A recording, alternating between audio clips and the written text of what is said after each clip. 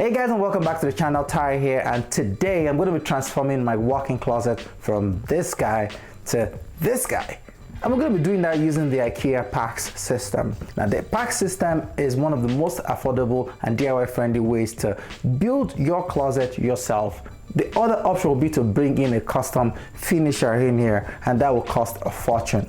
With the IKEA PAX, I can do it for less than half the cost. Now to get started with this project, IKEA does offer the PAX designer on their website. You can essentially go down to the website to draw out what you want or what you envision your closet to look like. We went over to the PAX designer, kind of put in all of our measurements. But yeah, once that was all done, the next step was to actually place our order. One of the most convenient features about this PAX designer is that you don't have to go into the store to pick out all of these different accessories, because ours came out to a total of 64 different items that we're going to need to put this together. Just spit out the design code from the PAX designer, take it over to the IKEA store, made our payments, and they pretty much brought all of these different materials out the front door. All I had to do was drive 3 hours to go pick it up and brought it back home. That's because IKEA is not in my city, unfortunately. Now it's back home. The next thing we're gonna have to do now is to actually get installing. I mean, it looks a little bit daunting because of the tremendous amount of pieces. And if you've ever put together any IKEA furniture, you know that even something as simple as one of the Alex drawers can be a pain in the giant butt. So I'm kind of a little bit I'm a little bit scared, and I'm thinking this is probably going to take me like 1 year to put together. But hey, I bring you guys on the journey to see how we're going to put this together. Starting out first is I'm going to clear out all this room. I'm going to take out the existing wire molding, clean out the room, remove things, because the PAX has to put together inside of the room. It consists of multiple different portions, right?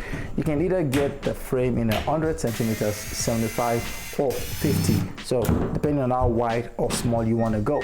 You can also customize the depth. There are two options actually. There's the 58 and then there's the 32, all in centimeters of course. So, and the other option is the height as well. You can also go as much as 96 inches, I believe, and then there's also the shorter version, but we went with 96 because we have an 8-foot ceiling, so that worked. And then we did a lot more of the 100 centimeter boxes instead. So when I am taking out all the wire shelf on the wall, but the problem is that now I have all this holes from the wire shelf. I can decide to patch it out, fix it, but I think I'm just gonna leave it because all those holes are gonna be all behind the shelf. The other challenge I've run into is if I should take out this baseboard. Ideally, I don't want to have to take it out, because taking it out means that I have to keep it, and then I have to be able to make sure I can put it back to its place if I decide to remove the cabinetry, although I don't really have any plans to remove it anyways. What I'm going to do first is set up the box and then lean it against the wall, and then we'll see if I need to take it out or not. For now, I'm going to go ahead and put together one of the frames.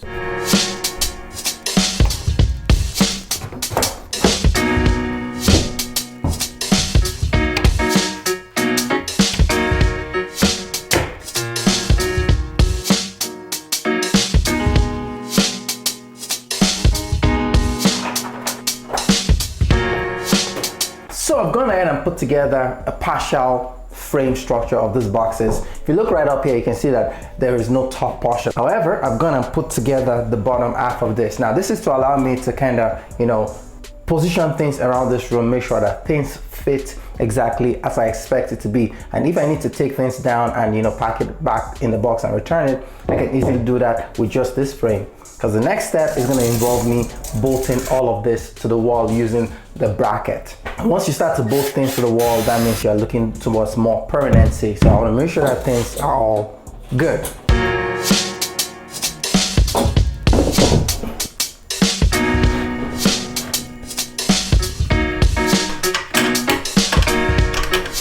If you look over here, you notice that there's a gap here. Now, that's because this box is not exactly the same dimension as my room. So I'm kind of a little bit short here, so there's no way I could make it fit exactly. But the good thing is that another box is going to be going right in front of here, so this is not going to really matter because it's not going to show. When I have another one here and then kind of have, kind of a little bit of an L.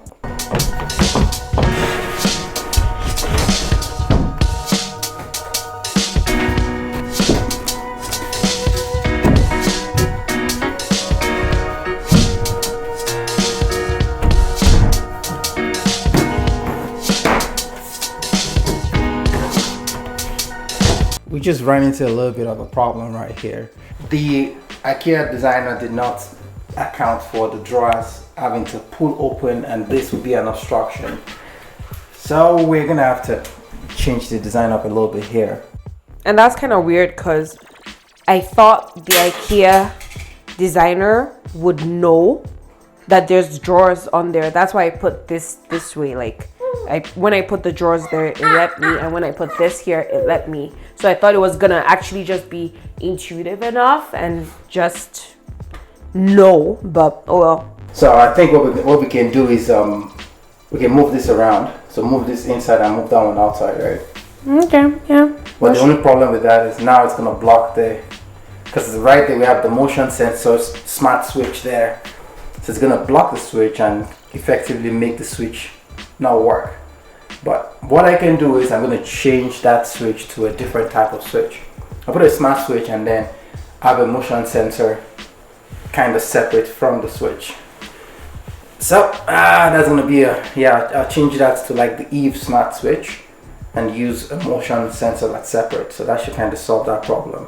Now if you notice right over here, you can see that the depth on this guy is much different from the depth on this guy. Instead of the 58 on this side, we went with the 35 for this one. The major reason we did that is because of right there, we have the access hatch into the attic space right there, and going with the 58 is gonna bring it right around, you know, here, making it almost inaccessible.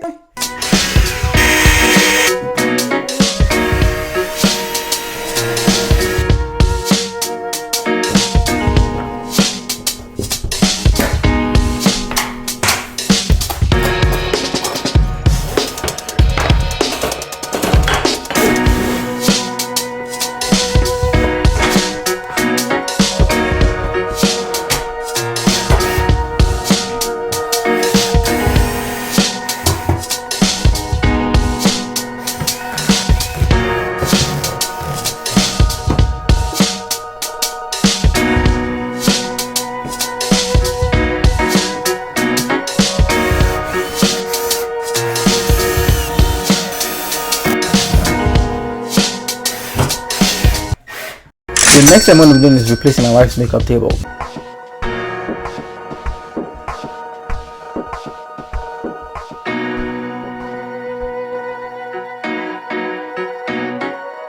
The over-sit-on is actually very, I like it. It's very flexible and it works very nicely with the IKEA setup. So if you're planning to use an IKEA system, I think it kind of makes sense to go with this, right? It's about $30 each, and then you have to get the power cord and then the driver. I did get the 30-watt driver, so this guy is capable of being able to power up to 9 of them. So you can see the 9 connectors right there, and they all use this this connector right there to connect. So it just plugs into this one end here, and the other guy plugs onto the other end, and it's a lot of slack. I can run it all the way from here across the room. So that's my plan, is to run it on the very top of the cabinetries and then poke it right into each of the different cabinets. And then once I'm done, I'm going to put a trim molding, but I'll be dealing with trim molding in a later time. I want to make sure I run this for a bit, make sure I'm happy with it and how the install is, and then I'll start to finally close things up.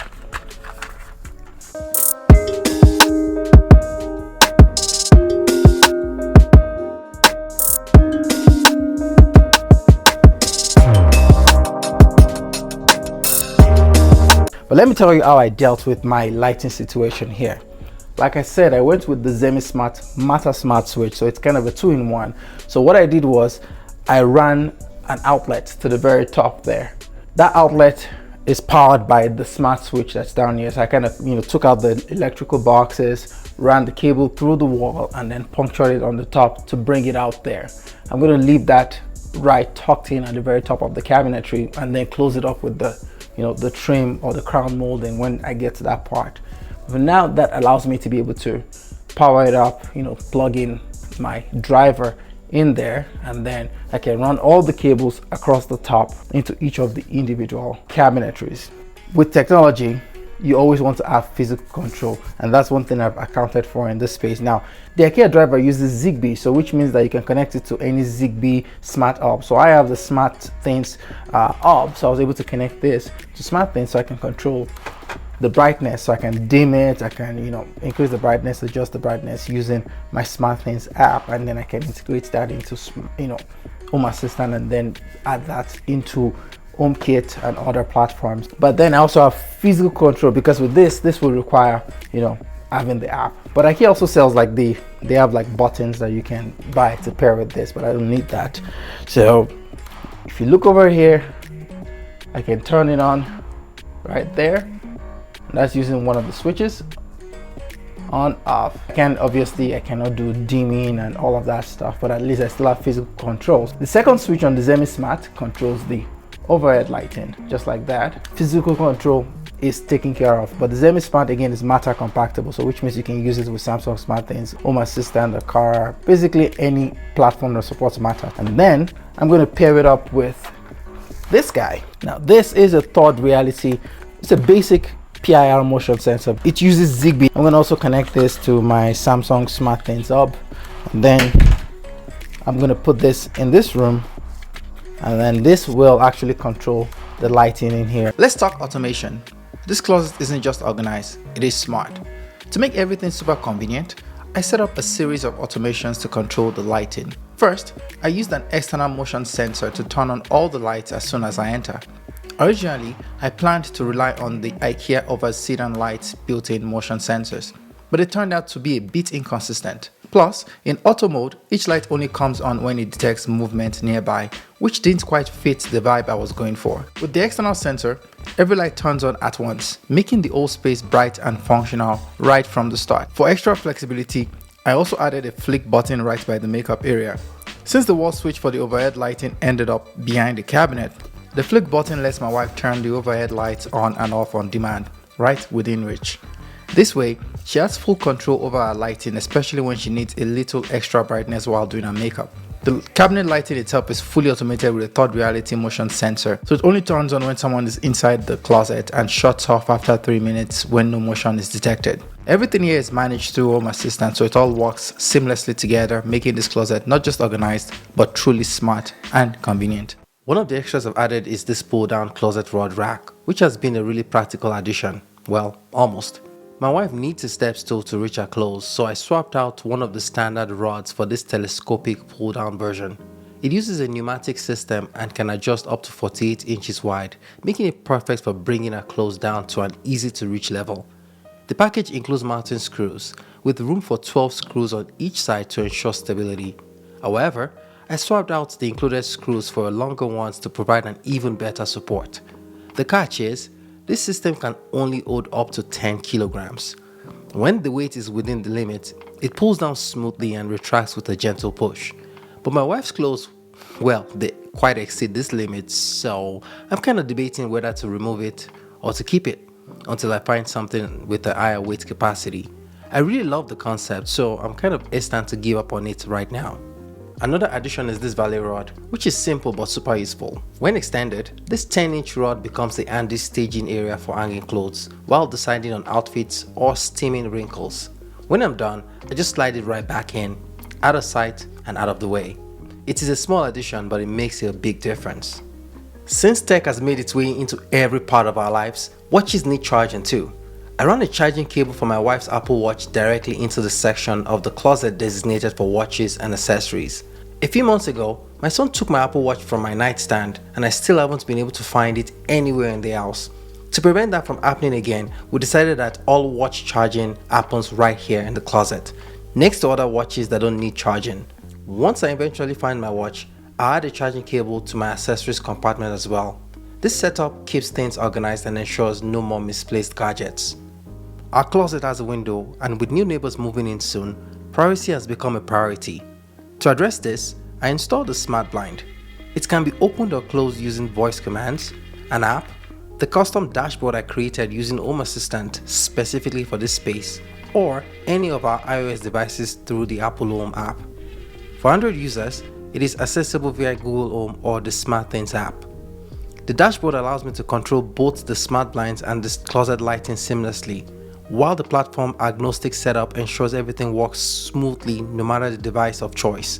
It's a great way to keep the space feeling private and comfortable while staying connected to the rest of the home's smart features. For a health and wellness upgrade, I added a smart digital scale. This scale doesn't just measure weight, it also tracks body fat percentages, BMIs, heart rates, and more. However, I'm not entirely sure about the accuracy of the BMI readings or the other functionalities. The only thing I can trust for sure is the weight measurement. Currently, it connects via Bluetooth and has its own dedicated app for tracking data. My long-term goal is to integrate it with my smart home system so I can track personalized readings and stats for each user. Ideally, I'd like to display this data in a way that's tailored to individual family members. For now, the scale is a solid addition for anyone tracking their fitness progress, and I'm excited about the potential for future integration. To make the space feel more personal, I've added our brand to the closet design. It's a subtle reminder of the work and creativity that went into making this space truly ours. And finally, now we have the perfect excuse to go shopping for a whole new set of clothing and accessories to fill up this space. My wife says she needs more bags, but honestly, I think she just wants to open her own handbag museum. Either way, I'm bracing myself for the avalanche of shopping bags and watches heading our way soon. Alrighty, the IKEA PAX system is finally installed, and wow, what a difference this system makes. For just 3,200 Canadian dollar, well, more like $2,800 because we got a 15% off during the Edge sales. We got all of this. We've transformed this space into an organizational dream. Everything from the hanging rails to the built-in shelves to the drawers, the basket, the shoe rack. Man, this thing is actually very impressive. The installation took me 2 full days, but a huge chunk of that was filming. So if you didn't have to do that, it's definitely going to take much less time. Another way to speed up the process is to do something called batch assembly like they do in car plants. So group a bunch of tasks together like say drawers and then do all of them at the same time. If you're planning to put this system together, the PAX Designer is a great start. However, be mindful that it doesn't catch everything. In our case, it did not account for the pull-out drawers for one of the cabinetries, but luckily for us, it was an easy fix. Now, while the system is fully customizable, it's not all the way customizable because it doesn't quite span the full width and height of my room. So there are gaps on the side and at the top. But I'm going to be fixing that in a later video using trims and moldings. Now that is going to help me elevate the look of this room as well to give it that built-in finish. I'm also going to be adding drawer faces to this thing so that I can add handles as well to give it even a more refined look. If you're planning to install the IKEA PAX system, I hope this video has been able to offer some tips and insights into this system, and I think it's a great system. So if you're planning to install one, I don't think you can go wrong with this system. But hey, let me know what you think down in the comment section. I love hearing from you guys, and I'll catch you guys in the next one. Peace.